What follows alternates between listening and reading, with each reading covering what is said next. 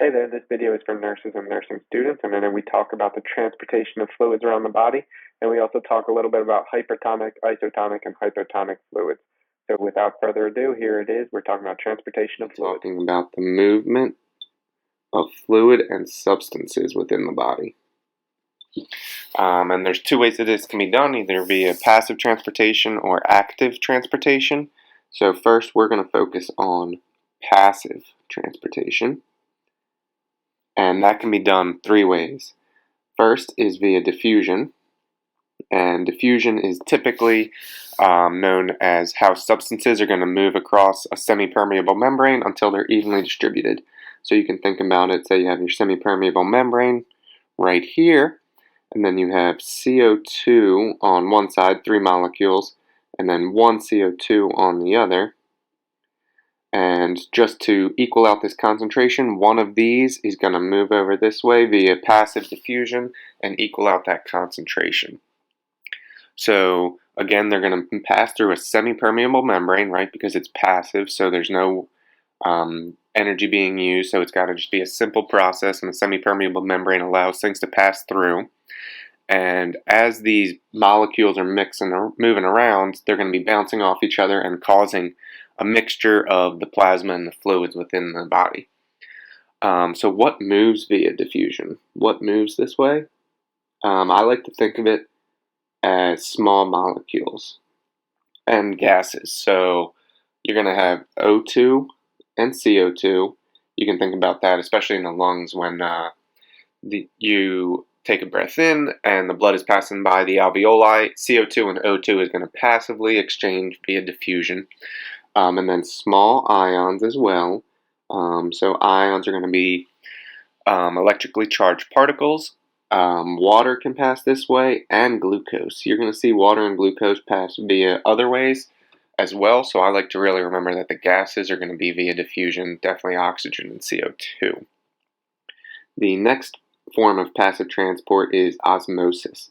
So it's going to be a similar principle as diffusion above, but it's only going to be for pure solvents or liquids. Pure solvents just means liquids. And when there's different amounts of water or liquid on the different sides of a semi-permeable membrane, then similar to diffusion, then that water is going to equalize. So it's going to go from an area of high concentration to a lower concentration area. Typically in the vascular space, say you have all these little water molecules in here, osmotic pressure is what's going to keep these molecules within the vasculature right there. And then when there's differences in the gradients between the osmotic pressures, both within the vasculature space and outside of it, it's going to help equalize, and those water molecules are going to spread through that semi-permeable membrane to try and equalize the pressure again.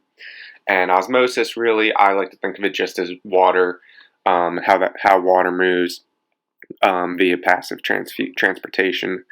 And then the third way that passive transportation can occur is through filtration. Excuse that terrible handwriting there on that one. I'll definitely try and improve that. But so via filtration, that I typically think of as occurring later down in the circulatory system. So you can think about that like farther down in the capillaries. Say you have some solvents in the capillary space here, right? And blood flow is heading this way.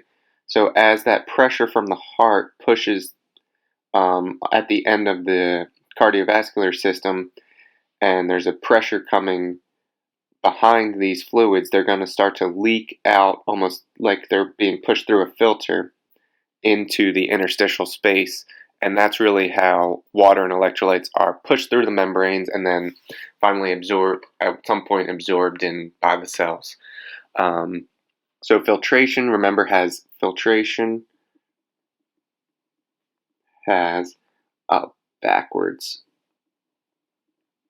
force. So there's some type of force coming from the backside of the system that then pushes things out of the capillaries at the end of the system. And this one is also going to be working through a semi-permeable membrane. And like I said, I like to think of this at the end of the cardiovascular system. That's basically how things are going to get out of the capillaries into the interstitial space and eventually absorbed by the cells.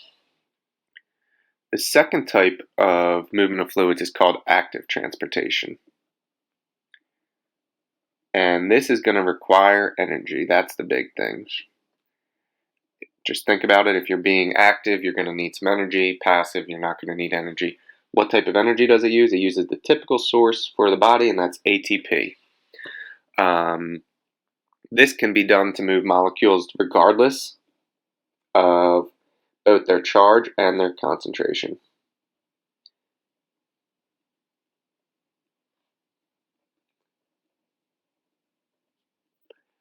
And because of that, it can move much more than just the small molecules of diffusion or the water of osmosis.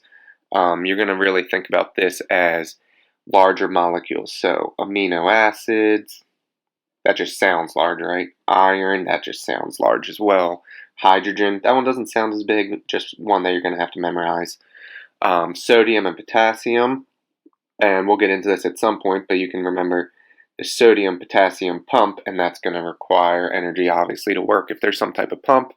And then also calcium is going to move this way, and we'll get into that as well. So those are really the ways that fluids and solutes move throughout the body. And just as a quick side note, we're going to get into a little bit of isotonic versus hypertonic versus hypotonic. So isotonic,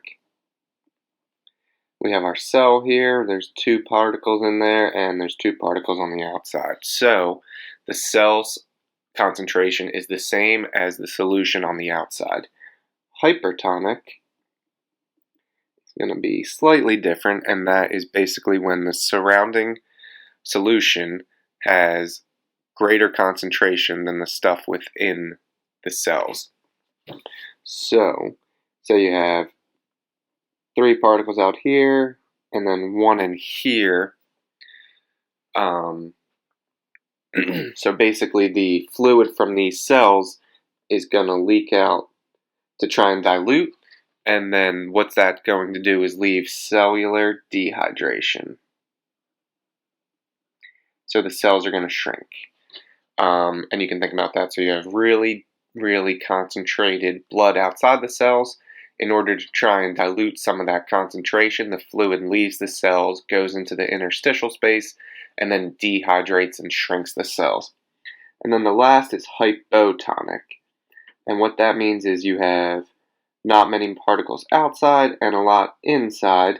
So in order to do an equal concentration of both, fluid is going to go into the cells, and cells are going to expand, and eventually it can cause swelling of the cells. So there's the 3 different types of concentrations that the body can have. You can also hear this with IV fluids. Is it isotonic? Is it hypertonic? Is it hypotonic? And based on what type of fluid you're administering, you can kind of see that this is how it's going to affect the cells. So a lot of times you may see that 3% saline is given for any neuro issues, and that's going to be a very hypertonic fluid, which is going to draw fluid out of the cells and then hopefully lead to some diuresis, which then helps with that neurostatus. But in general, that is how these concentrations can be applied for your patient care. So as we talked about today, there's 3 different types of passive movement. There's active transportation, and then there's 3 different tonicities that we have to worry about for our patients, and we covered those here today. If you have any questions, then feel free to leave a comment, and we'd be happy to see how we can help. Have a good one.